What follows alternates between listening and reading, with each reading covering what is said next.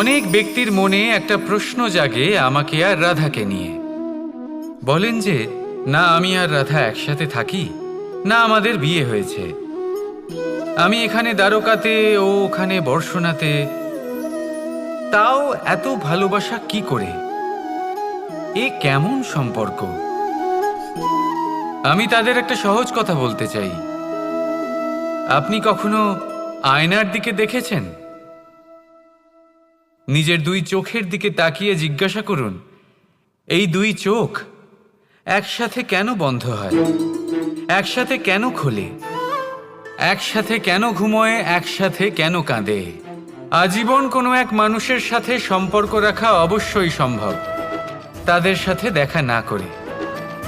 আমার আর রাধার ভালোবাসাও কিছুটা এরকমই, আর কিছুটা এরকমই হয় ভালোবাসা দুই নয়নের মতো, যারা কখনোই মিলিত হবে না, কিন্তু চিরকালের জন্য একসাথে জুড়ে থাকবে।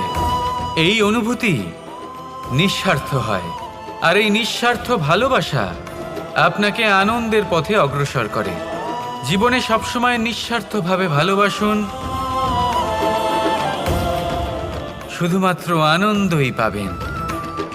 তাহলে আসুন আমার সাথে নিঃস্বার্থভাবে ভালোবেসে বলুন, রাধা রাধা। প্রেম সংসারের সব থেকে পবিত্র বন্ধন, কিন্তু সত্যি বলতে কি, এটা বন্ধনের থেকে মুক্তি, স্বতন্ত্রতা।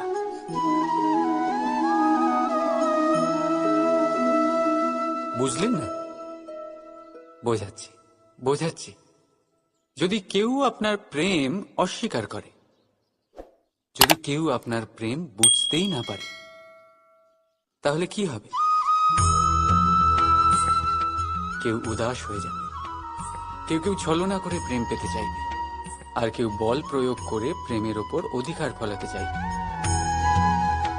কিন্তু এটা আবশ্যক নয় যাকে আপনি ভালোবাসবেন সেও আপনাকে ভালোবাসবে, কারণ প্রেম কোনো বস্তু নয়, না রাজ্য, না ধন যেটা আপনি বল প্রয়োগ করে নিজের বশে আনেন।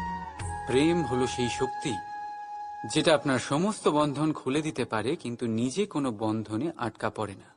তাই যাকেই আপনি ভালোবাসেন তাকে স্বতন্ত্র ছেড়ে দিন, কারণ স্বতন্ত্রতাই সেই গুণ যা প্রত্যেক প্রাণীর সবচেয়ে প্রিয়। প্রেম যদি সত্যি হয় তাহলে সে অবশ্যই বুঝতে পারে। ততদিন নিঃস্বার্থভাবে প্রেম করে যায়, একদিন দ্বার খুলে যায়, আর প্রেম প্রবেশ করবেই, আর মন সুপ্রসন্ন হয়ে বলবে, রাধা রাধা। কখনো কখনো আপনার মনে এই প্রশ্ন নিশ্চয়ই আসে যে এই প্রেম কি, কিভাবে বোঝা যায় এই প্রেম? উত্তর বড়ই সহজ। যতক্ষণ না আপনি প্রেম করবেন ততক্ষণ আপনি প্রেম বুঝতেই পারবেন না। যদি রত্ন হয়ে মুকুটে সজ্জিত থাকতে হয়, তাহলে হীরেকে কাটার কষ্ট অবশ্যই সহ্য করতে হবে। প্রেমের সঠিক অর্থ বুঝতে গেলে মোহকে ত্যাগ করে আত্মসমর্পণ করতেই হবে। যে প্রেম কাউকে পাওয়ার জন্য করা হয় সেই প্রেম প্রেম নয়, তা মোহ। তাই আত্মসমর্পণ করুন, নিজেকে, নিজের অহংকারকে, নিজের অস্তিত্বকে, মোহকে, আর দেখবেন আপনার প্রেম স্বয়ং আপনার সাথে থাকবে। রাধা রাধা। আমরা সকলেই মনে করি যে আমাদের জীবনে কখনো কখনো কোনো না কোনো স্থানে প্রেম হয়েই থাকে। সেটা মাতা পিতার আর সন্তানের প্রেম হোক, জ্ঞানীর জ্ঞানের সাথে হোক, কোনো শিল্পীর নিজের শিল্পের সাথে হোক, ইত্যাদি ইত্যাদি। কিন্তু বাস্তবে এটা কি সত্যি প্রেম? মোহও তো হতে পারে। এবার আপনারা জিজ্ঞেস করবেন, প্রেম আর মোহর মধ্যে পার্থক্য কি? পার্থক্য হলো বন্ধনের। যা আপনাকে বাঁধে তা হলো মোহ, প্রেম নয়। প্রেম সেটাই যা আপনাকে মুক্ত করে উন্নয়নের দিকে পাঠায়। চলুন আপনাকে একটা উদাহরণ দিই। কিছু মাতা পিতা নিজের সন্তানকে কোনো অন্য নগরীতে পড়তে পাঠাতে পারেন না, নিজের সন্তানকে তার বন্ধুদের সাথে খেলতে দিতে পারেন না। চিন্তা করেন যে তাদের সন্তানের যাতে কষ্ট না হয়, আর তাই জন্য তাদের বেঁধে রাখেন। এটা প্রেম নয়, এটা মোহ।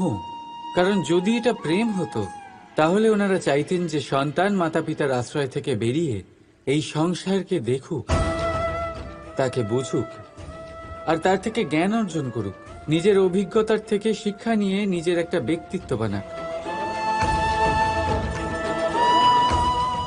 মনে রাখবেন, মোহ থেকে ভয় জন্ম নেয়, আর প্রেম থেকে শুধুই আনন্দ। সেই কারণে বাঁধবেন না, মুক্ত করুন, কারণ এটাই প্রেম। রাধা রাধা।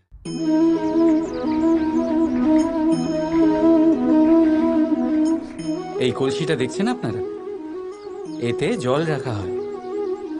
জল যাতে শুদ্ধ থাকে, শীতল থাকে, জল যা তৃষ্ণা মেটায়।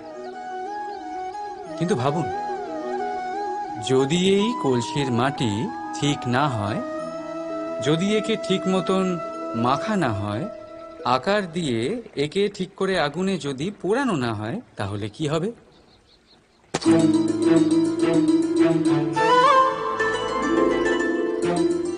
মনের সাথে ঠিক এটাই হয়। কারণ যদি প্রেম এই জল হয়, তাহলে কলসি হলো মন। মন রূপী পাত্রে যদি বিশ্বাসের মাটি না থাকে, যদি সেই মাটি অশ্রুতে না ভেজানো হয়, সময়রূপী কুমোর যদি তাকে আকার না দিয়ে থাকে, আর চরম পরীক্ষার আগুনে তা পোড়ানো না হয়, তাহলে